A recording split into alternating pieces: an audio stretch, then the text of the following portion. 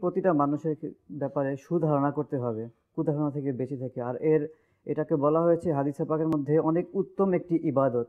তো তেমনই এক ঘটনা যে 60 বছর জি, এক আবিদ ইবাদত করেছিলেন পাহাড়ের চূড়ার মধ্যে। জি। তো ইবাদত করতে করতে কোনো এক রাতে তাকে স্বপ্নের মধ্যে বলা হলো যে, হে আবিদ, তোমার থেকে অমুক ব্যক্তি উত্তম। আল্লাহ, আল্লাহ। তো তিনি ঘুম থেকে জাগ্রত হওয়ার পরে সে স্বপ্নের ব্যাপারে চিন্তা করলেন যে এটা তো সামান্য একটি স্বপ্ন, এটা হতেই পারে। তো তিনি এটাকে ভ্রূক্ষেপ করলেন না। তো এরপর তিনি আরেক রাতে স্বপ্ন দেখলেন যে অমুক মুচি তোমার থেকে উত্তম। তো দ্বিতীয়বার তিনি এই স্বপ্ন দেখার পরে তিনি তখনও কোনো গুরুত্ব দিলেন না যে এটা একটি স্বপ্নই হতে পারে। তো তৃতীয়বার তাকে সেই একই স্বপ্ন দেখানো হলো যে অমুক মুচি তোমার থেকে উত্তম এবং আল্লাহ তাআলার নিকট অমুক মুচির। তো তিনি তার মধ্যে কিউরিসিটি কাজ করলো যে এমন কি আমল তার মধ্যে রয়েছে, হ্যাঁ, তার সঙ্গে আমি সাক্ষাৎ করব। তিনি সেই পাহাড়ের চূড়ায় থেকে নেমে সেই মুচির কাছে গেলেন সাক্ষাৎ করার জন্য।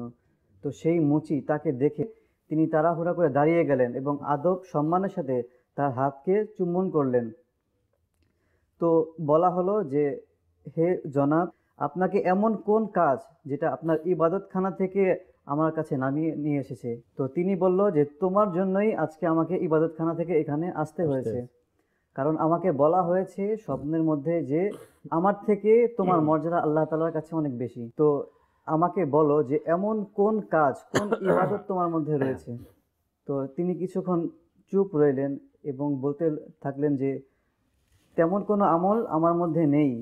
কিন্তু হ্যাঁ, আমি এটা বলতে পারি যে আমি প্রতিদিন যে হালাল ইনকাম করি এবং কিছু সম্পদ আমি আমার পরিবারের জন্য, অর্থাৎ অর্ধেক সম্পদ পরিবারের জন্য খরচ করি এবং বাকি অর্ধেক আল্লাহ তাআলার রাস্তায় আমি দান করি। সুবহানাল্লাহ। এবং আরেকটি আমল হচ্ছে আমি অধিক পরিমাণে রোজা রাখি। তো ব্যাস এই হচ্ছে আমার আমল। তো এটা শোনার পর তিনি সেই আবিদ ব্যক্তি চলে গেলেন। তিনি ইবাদতের মধ্যে পুনরায় রত হলেন।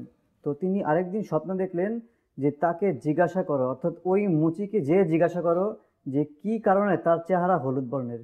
আহ, তো তিনি পুনরায় নেমে আসলেন, সেই মুচিকে বললেন যে তোমার চেহারা এত হলুদ বর্ণের কেন, এর রহস্য কি আমাকে বলুন।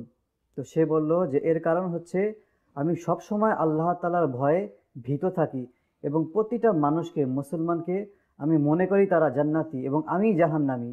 আহ, প্রতিটা মুসলমান আমার থেকে উত্তম, মানে আমি এই সুধারণা করি। মানে প্রতিটি মানুষ আমার থেকে আমার উত্তম। থেকে উত্তম সব, প্রতিটা মানুষই জান্নাতি আর আমি হচ্ছি জাহান্নামী। এই কারণে আল্লাহ তাআলার ভয়ে আমি সবসময় নিজেকে এমনভাবে ভীতির মধ্যে রাখি যার কারণে আমার চেহারা হলুদ বর্ণের রয়ে গেছে।